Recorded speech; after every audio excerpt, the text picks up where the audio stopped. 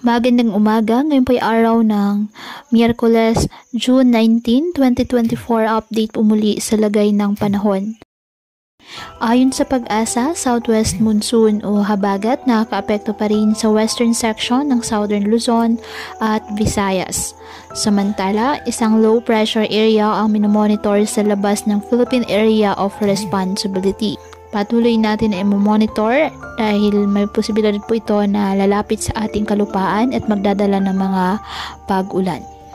Ngayong araw, ang Palawan, Zamboanga Peninsula, Northern Mindanao, Bay RMM at Sac-Sargen asahan ng maulap na kalangitan na may kalat-kalat na pag-ulan at thunderstorms dahil po sa habagat.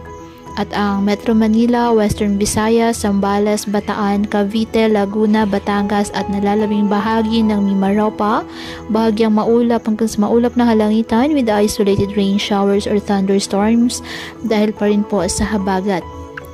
Apektado naman ang mga localized thunderstorms ang nalalabing bahagi ng ating bansa. Kaya patuloy pa rin po natin na pinag-iingat ang ating mga kababayan sa banta po ng mga posibilidad ng pagbaha at pagguho ng lupa, lalo na kapag may malalakas na ulan.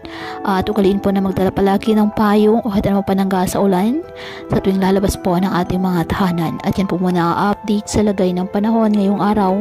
Muli patuloy po tayo na mag-ingat at palaging tandaan, God loves you. Stay safe and God bless.